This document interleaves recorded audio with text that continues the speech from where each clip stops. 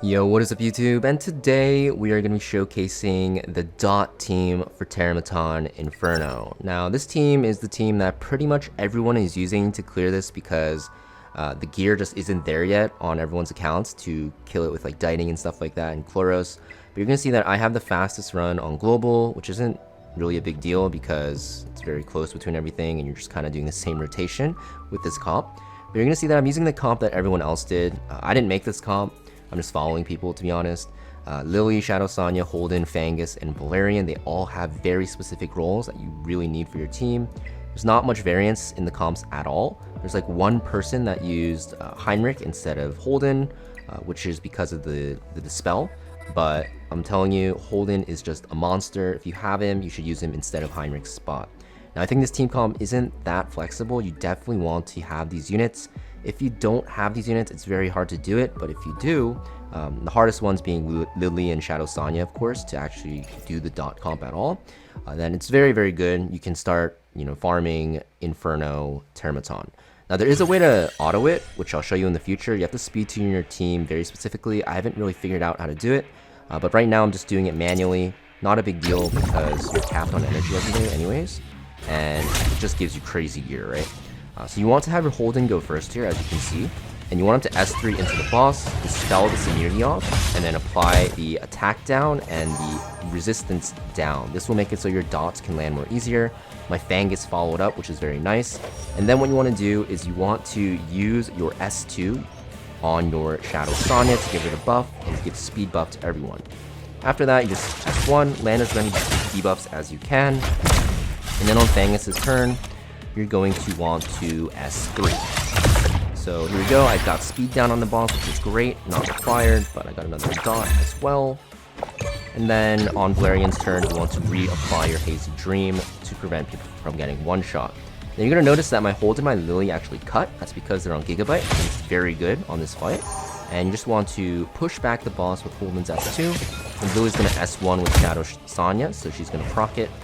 Proc the follow-up attack, and then I'm going to use my S2 to extend the dots, which will make the big boom do a lot more damage, right? Sania's S3. And then basically you're just hitting the boss over and over, and once you get to Shadow Sania's next turn, that's where you have a decision to make. You can decide to S3 and detonate, or you can just S1 and keep going.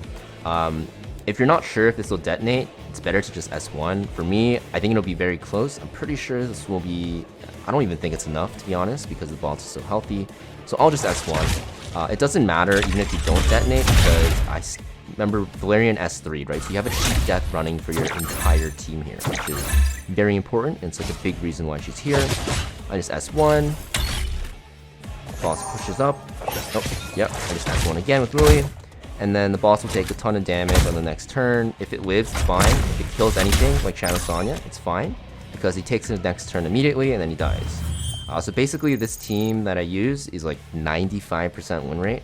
The only way I lose is if I get super unlucky with how the dots actually land on the boss. And usually I can detonate it on Shadow Sania's third turn. I just got kind of unlucky there as well with my dots landing, but you can see, even if you get unlucky, as long as it's not like abnormally like a 1% outer, you're going to be able to still win because Valerian kind of holds it down for you. So this is the stats. These are the stats I'm running, so I have Holden here. So for skills, you do want his S3 at level 3 for the extra chance to resist, down, and dispel. Very important. Nothing else really matters. For S2, I did also put the extra turn meter pushback. I think this is also pretty good. And for S1, I have it at level 4 because I want the speed, the 15 speed, to make sure he goes first because his base speed is pretty low. Now, you're not going to really suffer too much from investing into him because he's a beast in PvP. Literally on the setup, I use him on PvP as well, and I'll most likely even just like max out his S1 very soon and put some lattices into his other skills, honestly, because he's just so strong in PvP too. It just happens to be that, he benefits from having lattices for PvE in, what's it called, Terrormaton dot team as well. Now for stats, you definitely want him the fastest because you want him to dispel the boss for your team and land those debuffs. Effect resist, you want to have 2 pieces on effect resist on the right side that are red, very important, and you want 1 crit rate, and that's because if you actually crit with your S3, you get double the chance to put resist down. So Because it does 2 hits, if you're just at like 56%, which I'm at, and then you're red, right, against Terrormaton, you're going to be at like 70%, very likely to crit. Even if you don't, you have a good chance to dispel anyways because of your effect accuracy. So this is the build that I have him on. Bulk is okay, it doesn't really matter because you have Valerian. Second, you want to have Lily go. So Lily is 1 speed slower than my Holden on purpose. You need to have her S1 maxed out because you need the assist to always happen with Shadow Sania. And that's pretty much all you need. You can see my Lily's not even on like the best gear. I have her on a flat attack right side piece because I just need the speed. So I have her go second. And then both these characters, you want them on Gigabyte because you want them to cut the turn meter after the boss does his first like turn cycle. So after the boss and the 2 arms go, you want him to go again, especially Holden. If you only have 1, you definitely want Holden on it at least. Lily doesn't matter as much, but Holden you definitely want Gigabyte on because you want him to S2 the boss and push its turn meter back, as you saw in my preview. So next up, the third fastest character, doesn't really matter too much. I have Shadow Sania and Fangus at like 1 speed difference. The reason why it doesn't matter is because as long as they're close enough with each other, what ends up happening is your Lily will push up your Shadow Sania with her S2, and it doesn't really matter, to be honest. But let's look at Shadow Sania first. You want 150% effect accuracy, even though the boss gets reduced effect resistance, you still want it. Around like, at least like 220 speed is definitely preferred. Higher is always better. Just make sure your speed tuning works where Holden and Lily still go before them.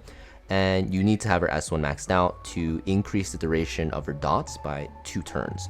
Or I guess increase it to 2, yeah.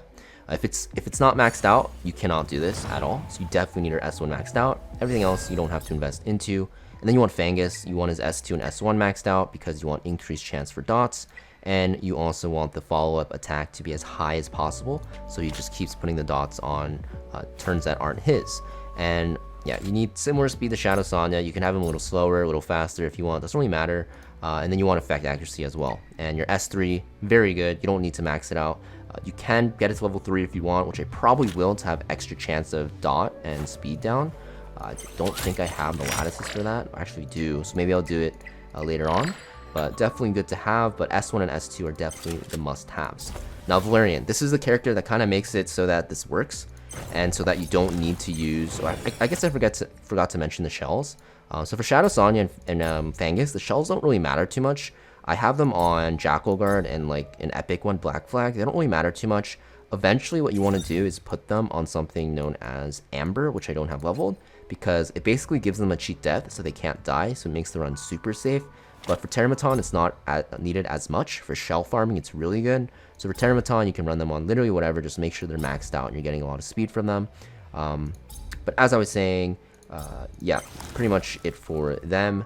For Valerian, you definitely want to have her S3 maxed out. You just want her as tanky as possible and pretty much like at like 160, 170 speed.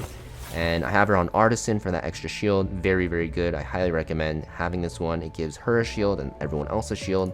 And you do want her S3 maxed out so she has this cheat death so that you don't get one shot at the start. If you don't have this, you're going to get one shot at the start.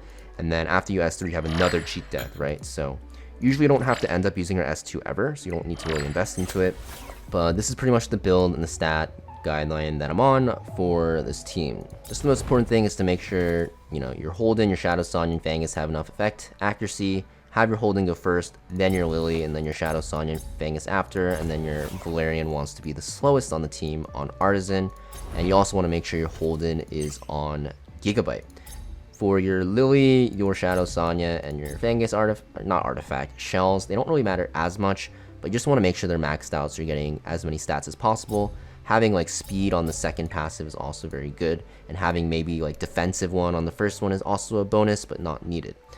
So yeah, that's the run I have. You know, as you guys saw, I did, you know, clear it. It was like 20 seconds slower, but that's because I got unlucky with my RNG. But it's a very easy way to clear the boss. You do have to do it manually unless you do like very specific speed tuning, and you also need very specific SSRs. But if you're watching this, you probably are looking to do the dot comp anyway, so you probably have them. So if this video helped you guys out, make sure you guys hit that like and subscribe, and I'll see you guys next video.